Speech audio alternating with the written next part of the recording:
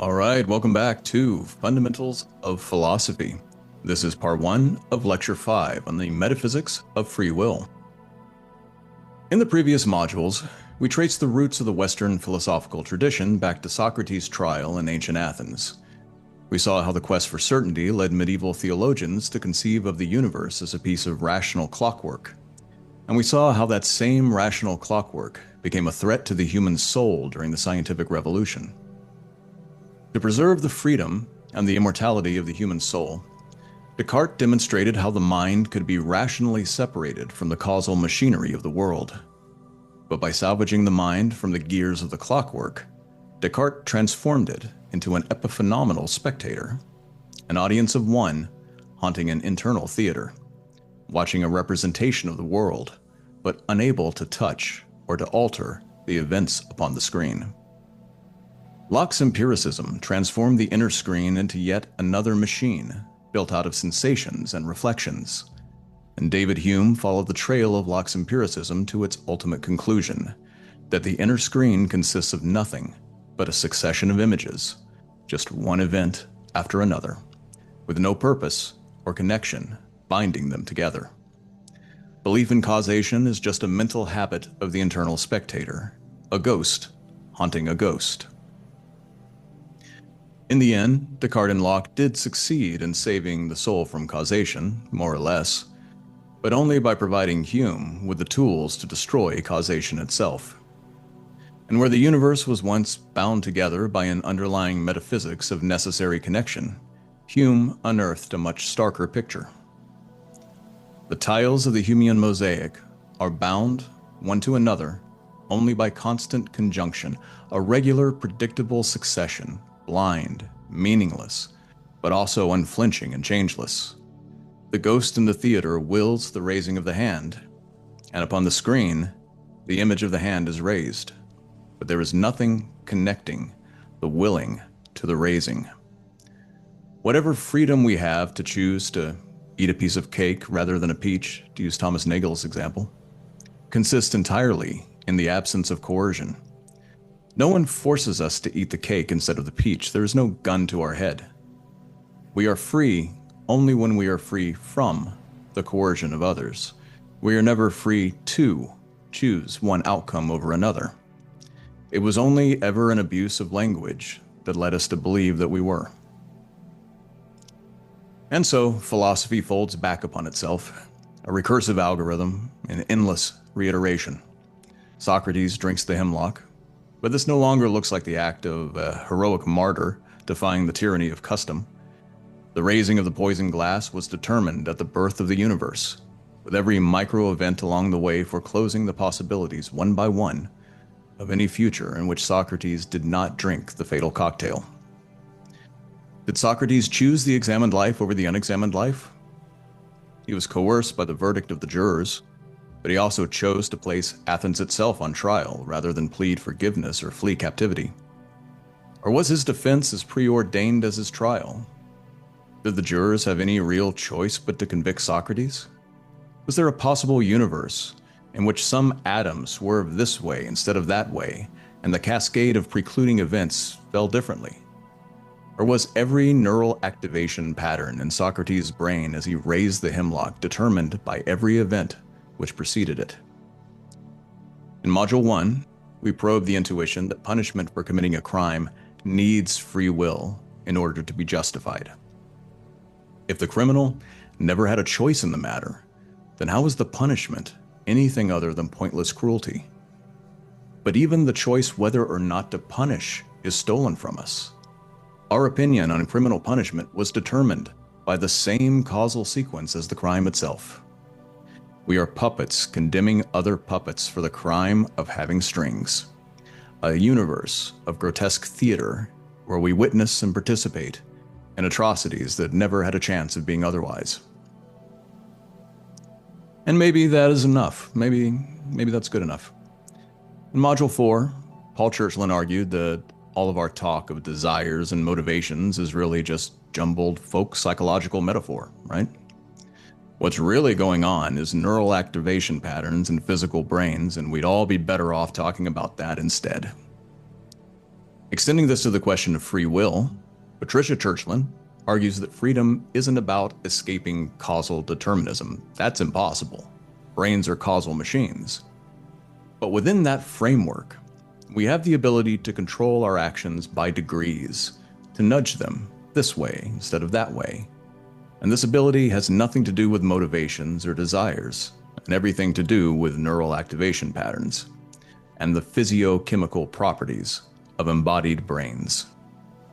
We can measure the mechanisms of self-control in the prefrontal cortex, and we can weigh our responsibility for our actions against our neurological ability to select some behaviors over others. And even if this isn't exactly the robust sort of free will that our folk psychology demands, it still serves a useful social purpose, right?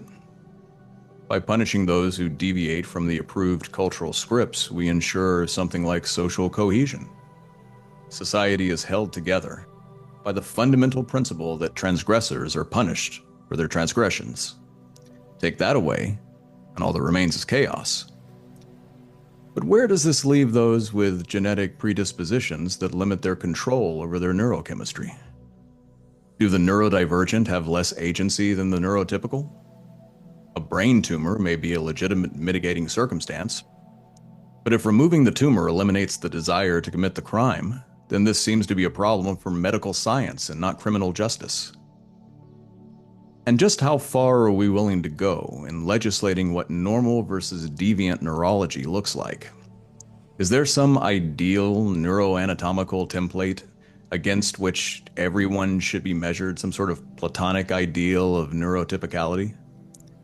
And if all of these cascading brain events are still part of the causal structure of the physical universe, then have we really escaped the absurdity of predetermination? Perhaps we were always predetermined to consider some neurogenetic templates superior to others. Do our neural mechanisms of self-control help us to determine which behaviors ought to be controlled? The Churchland's reductive physicalism assumes a view from outside of neurochemistry that can evaluate the moral adequacy of neurochemistry. We've already established that such a view from nowhere is untenable, right? From the inside, Thomas Nagel's observation that the choice to eat the peach rather than the cake seems genuinely open. This appears phenomenologically correct. We can tell the neurochemical story just like we can tell the story of bat echolocation, but this tells us nothing about what it feels like to exert agency from the inside. There seems to be an ineliminable tension between the first person and the third person perspectives. Freedom from coercion, either by vindictive jurors or bad neurochemistry, doesn't seem like what we mean when we talk about agency. We mean freedom to choose this alternative over that alternative, and that presupposes that there is such a thing as an alternative, a different way that the world might have been. But even if we grant freedom its ultimate wish to be utterly unchained from the causal history of the universal clockwork, does this really grant us the agency we're after? Let's say there is something like genuine chance, that William James is correct, that the world is shot through with novelty and genuine possibility. Does this do the trick? Nagel is skeptical. A random quantum swerve this way instead of that way seems like an arbitrary event, a bit of random chaos jarring the gears of inevitability. But it isn't a choice. You don't choose random quantum events, do you? They aren't the right sort of indeterminism, the sort that leaves open the possibility that we really do cause change in the world, according to our free and undetermined will. A roll of the dice is no better than a foregone conclusion when it comes to agency. But a change in the world that follows upon the heels of our willing that change, that certainly feels like it satisfies the criteria for agency, right? The fact that my hand raises when I want it to raise, that no jailer or juror holds it down, that no neuroanatomical variation prevents me from raising it. It seems satisfactory. It seems to be what we mean when we say that we act freely, that our internal volition is matched by some change in the world itself. Whether this is Humean constant conjunction or Lockean necessary connection seems beside the point. We wanted to raise our hand and the hand raised. What more can we ask for? The dispute seems to be about language, about the words rather than about the world. To ask to be metaphysically exempted from the causal history of the universe is to ask to be other than natural, to be supernatural, be utterly alien to everything that we know about the operation of the natural world. Why should we hold ourselves to a standard that we hold nothing else to? Why doesn't freedom from coercion seem like enough? Are we really so insecure about our ontological status that we need a special privilege to be above the mechanical operations of the universe in order to feel like we matter? Following Hume, W.T. Stace rejects the notion that freedom needs to be grounded in metaphysical mysteries. We know what being free looks like because we've seen too much of what the lack of freedom looks like. I want to raise my hand, and it raises. I choose a slice of cake over a peach. I repent of the examined life, or I drink the hemlock. And in these choices, I am free. What would it even look like to live life as if we weren't free? I go into a restaurant and I sit down. The server arrives at the table and asks what I'd like to drink. I respond, I don't know. I'm waiting to find out what the universe has decided for me. This is not a good way to order dinner. Not a good way to do anything. In fact, it's impossible to choose to live your life as if you have no choice in how to live your life. Acting upon the belief in determinism involves a sort of performative contradiction. The very act of choosing to believe in determinism represents a choice, and choosing to act as if you have no choice seems logically incoherent. Maybe we are, as John Paul Sartre would have it, condemned to be free. We have no choice but to make choices, and to face the music, whatever it may be that follows along. It's pure bad faith to pretend that the universe forced us to eat the cake instead of the peach. So where does all of this leave us? Stephen M. Cahn, channeling Clarence Darrow, lays out the dilemma in the language of a logically binding syllogism. Premise 1. No action is free if it must occur. Premise 2. For every event that occurs, antecedent conditions, known or unknown, ensure that event's occurrence. Conclusion. Therefore, no action is free. The conclusion follows necessarily from the premises. So escaping the conclusion means that we necessarily have to deny one of the premises. If we reject premise 1, that no action is free if it must occur, we are left with compatibilism. The arguments from Hume, Stace, and Frankfurt that freedom doesn't require the possibility of alternative outcomes, that there doesn't have to be some possible world in which the chain of constant conjunction is ruptured, that it's enough that the actual world changes when we will it to change. Rejecting premise 2, that for every event that occurs, antecedent conditions ensure that event's occurrence, gets us libertarianism. The causal chain is itself an illusion. The real world is shot through with indeterminacy, uncertainty, an array of possibilities that lay open to us, just as our internal phenomenology tells us. The universe is not some solid block where past and future have already been written and we mechanically read our predetermined scripts on our way to our inevitable end. The process is open, and we are creators of our fates rather than mere spectators.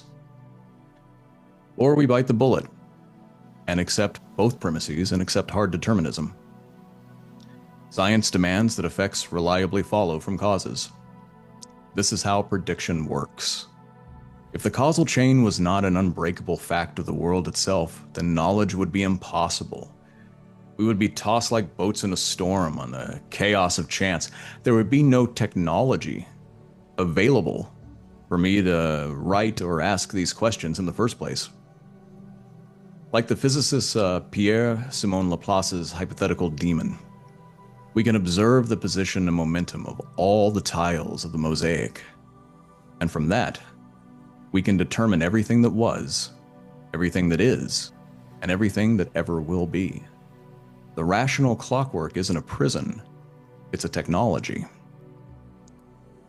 So, moral accountability splits, diffracting through the prism of causal determinism, illuminating paths to three possible worlds. In the world of libertarian free will, our actions are free from the prison of the universal clockwork, but they are also unmoored from our internal character or motivations. In the world of hard determinism, we gain control over our destinies only by acknowledging that control was always an illusion. We gain prediction at the cost of choice. In the world of compatibilism, the tether of internal causation ties our actions to our motivations, but that tether is forever caught in the gears of the universal determinism machine. Seems like a good place to stop. In the next lecture, we'll look at how the interplay of freedom and determinism shape the space of possibilities at every scale, from societies to neurons. And I'll see you there.